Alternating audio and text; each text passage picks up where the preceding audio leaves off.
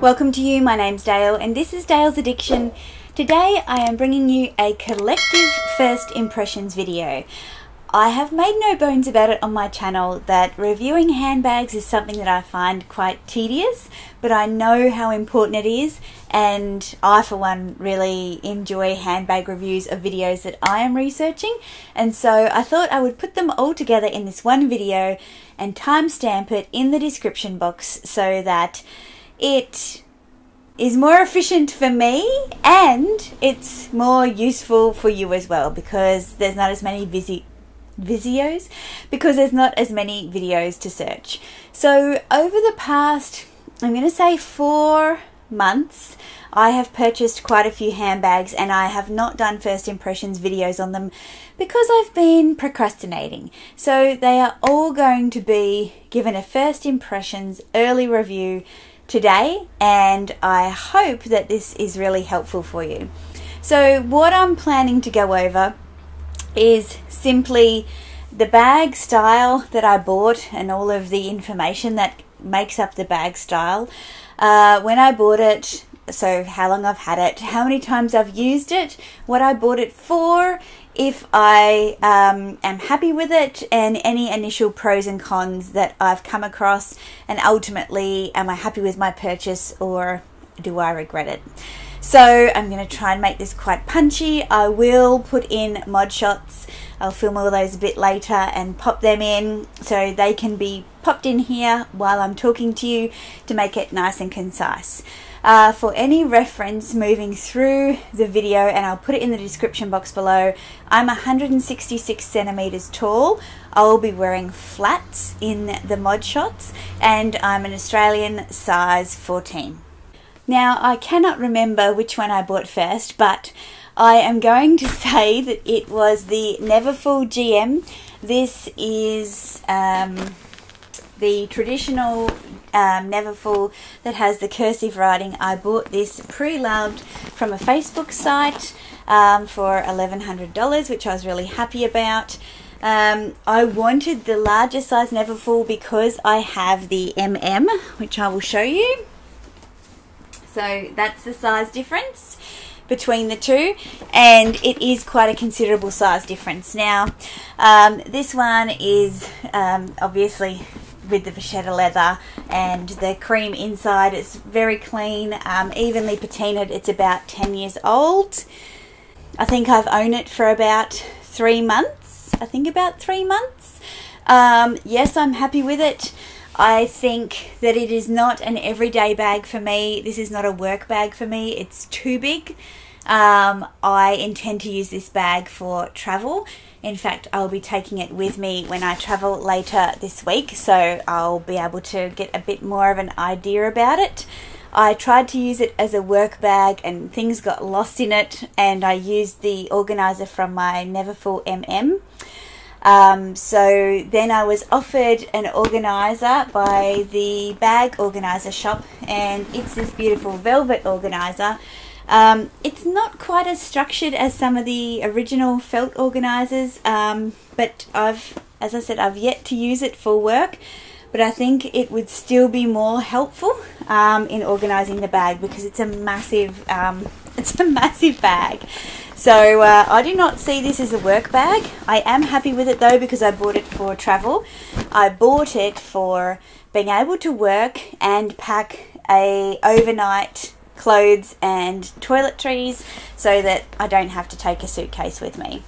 Yeah, so overall, yes, I'm happy with it. No, I wouldn't use it as an everyday work bag because it's too big for me. The MM is fine, but I'm really happy that I got this pre-loved because it's already nice and worn in and softened. So we might just stick with totes. The next bag that I want to give you my first impressions on is the Balenciaga Gucci Hacker Project Ophidia bag. And this is the one that says, "This is not a Gucci bag," with the graffiti. Normally this bag would have a GG here and the GG Supreme print with the Gucci webbing. Obviously this is part of the Hacker Project, so it has B's for Balenciaga instead, but otherwise it's pretty much the same bag. This bag is a coated canvas, just like the Louis Vuitton one, but you can see how much structure it has. It holds its own. It doesn't collapse into a big mess when you're not using it. I have used this bag twice, and I think I've owned it twice or three times, and I've owned it for a couple of months now. Inside there's minimal organisation, a zipper pocket on the back and a slip pocket on the front. It has a magnetic closure like that, and it does close together really well. I think it's a little bit stiff at the moment, so the leather does need to soften up a little bit.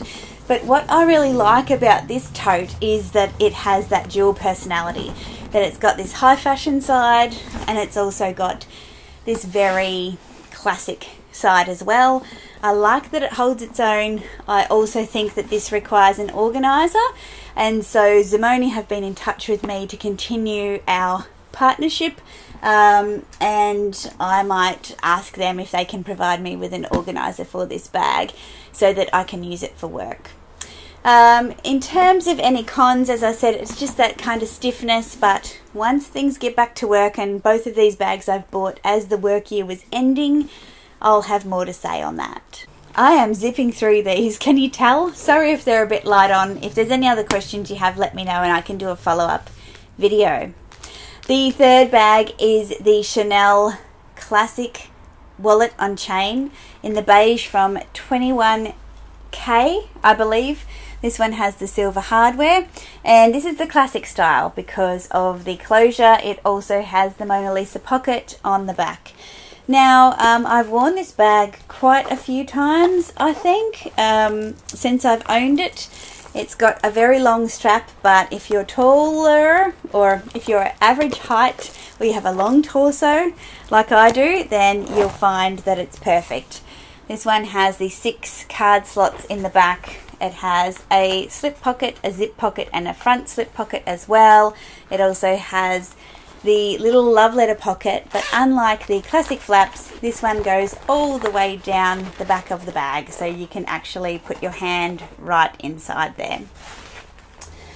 The only thing that I would add to this, as opposed to my Golden Class WOC review, and I will link that video above where I compare that with the Chanel Mini Rectangular, is that the magnetic clip is not the most reliable. So when I put the same contents in this bag, which is my phone, a card holder, a lipstick and my keys, it doesn't always find it, and it's not finding it now. It just did then, but it doesn't always find its closing latch. And yeah, that's the reason I didn't buy the classic WOC in the first place. I watched a lot of videos and it didn't seem to be a problem. I think it is a problem.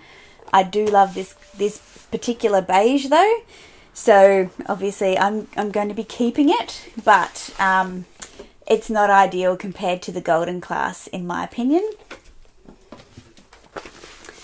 And just to show you the difference, the Golden Class has this kind of 3-dimensional lock where it goes through like so, and then it's folded underneath, so it really is a secure lock compared to this magnetized one. But otherwise, it's a fabulous color. It's a great neutral for me. It goes, you know, with pretty much everything. So between this and the black WOC, I've got a little travel clutch / errands bag for pretty much any occasion. Okay, the fourth bag is my Louis Vuitton trunk clutch. Now, I picked this one up just before my birthday, or just before my birthday, so back in November. So I've had this for a couple of months, and it has the reverse monogram teamed with the traditional monogram and the beautiful gold hardware. This bag does have a detachable, adjustable shoulder strap, and I have it all wrapped up and stuffed. Because of the structure of this bag, it tends to squeeze in on it. If you don't stuff it, it will kind of collapse in on itself, so I keep it stuffed just to keep the structure. And here is that attachable Here is the detachable, adjustable shoulder strap with the chain detail. Inside of the bag are two main compartments with the malletage trunk print separated by some monogram, and then on the inside another slip pocket with the monogram as well. I just love the look of this bag. I love how much it fits inside of it. I'll link the video of the unboxing of this bag above. I love how it looks when you wear it with any outfit. I've worn it a couple of times on date nights. I haven't really been out, and so it's, you know, it will get its day in the sun. I do not have any regrets. I'm really happy about this. If there was any cons, I think it's just going to be people who don't like to see their hardware get scratched up. I don't have any scratches on mine yet because I learned a few valuable lessons from owning the Pochette Matisse. But when I open it, I just make sure that I actually eyeball the little hole and I push it in so that there's less risk of it getting scratched up by the closing mechanism. But any kind of item from Louis Vuitton with this S-lock, you're going to have that problem. I tried some stickers to put on it and I did not like it. I would prefer the scratches, but so far no scratches. So fingers crossed. I will keep taking good care of this baby, but I cannot believe I waited so long to buy this. Okay, the next one was the first purchase of January 2022, on the 1st of January to be precise, and that is the Denim Speedy 25. This bag I have used a couple of times. It is currently stuffed, and as I said on my unboxing, I prefer to use this bag when it's squishy. So I've got a stuffing pillow in there, but I prefer to use this bag when it's a little more relaxed. You can wear this crossbody on the shoulder, handheld. I think it's great that it doesn't have all the vachetta, so it really makes it a holiday-friendly bag and more of an all-weather friendly bag. On the inside of the bag is the reverse pattern of the denim on the outside, which is fantastic, and just a zipper pocket down one side. It's super light. I love the gradient of the faded denim. I never thought I'd buy another Speedy after my first Louis Vuitton bag. If there was any cons, I think it's just going to be the process of this leather softening, because it is soft, but it still feels brand new, and I'd like it to be a little bit more worn in. So I guess I'm going to have to wear it more. But so happy that I went in looking for that green Alma, and I came out with this, and I think it was the right decision. Because last bag I want to share with you is this little gem. This is my Gucci mini bamboo handle bag in the green, and this is the one that I bought instead of the Louis Vuitton Alma. And I only unboxed this bag last week, and I have worn it heaps, and I have photographed it heaps because I just think it's beautiful. And sorry, Katrina, my friend Katrina, she hates this bag. Too bad, so sad. She's probably not even watching this video because she only likes vlogs, not bag reviews. Where do I start with this? It's got the beautiful gold hardware, but also the bamboo. This is a twist lock bag as well, which makes it, you know, really easy to access, open and close. Another thing to note with this bag is it has separate little rings here for the handle to attach to, so there's no additional stress going on the bamboo mechanism. This bag actually does fit my iPhone Pro, my Apple iPhone 13 Pro inside of it, but it is tight, so it does fit across here. Actually, I'll show it to you. So here is the phone with the case on, and I'll just pop it in, and it does fit along there, but to get that out you've kind of got to, you know, really get it out, but it will fit. And I did say in my unboxing that the phone didn't fit. It does. The reality is, would you keep it in there when it's that tricky to get in and out? Probably not. So this one will fit the phone, a card case, a lipstick, AirPods, and that's about it. But inside it's just a fabric lining with a couple of card slots, so you don't even need to take a card holder if you don't have room and you want to substitute that with your key holder or something like that. Now this is in a smooth calf leather, so that would give some people the heebie-jeebies, I'm sure, in terms of scratches. But I have used it and I don't have any marks or scratches on it. Another thing with this bag, that it comes with 2 straps. It comes with this green leather strap, and you can tell I've been using this because when I unboxed it, it was quite kinked from being tied up in the packaging, and it is now starting to relax because I have been using it. And it has these cool little claws on there. And it also comes with the traditional webbed strap, but this one is in the navy and red colour with the green leather tabs on the end. It is fully adjustable and it works great crossbody on me, and it also has the same hardware. So all in all, I'm really happy with these bags that I've bought. I have quite a large collection now. I've got over 30 designer handbags, and so getting a lot of wear out of these bags is going to take a lot of time for me because of the fact that I have a few work bags that I rotate. I have a lot of non-work bags that I rotate. It's been the holiday season, I suppose, and we've had prolonged shutdowns here, and so the ability to use them with any level of frequency has been minimized, but the time will come. That does mean that the wear and tear on my bags is a lot different to somebody who's just using 1 or 2 bags over and over again. So I'm happy with them all. I don't regret buying any of them.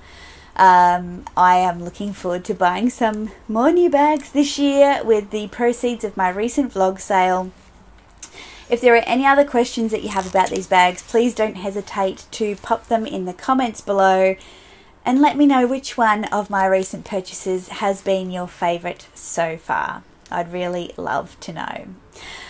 If you don't watch me very often, you won't know that I usually put out videos on Wednesdays and Sundays. And if you've liked this one, please give me a thumbs up, consider subscribing if you haven't already, and I'll see you in my next one. Bye!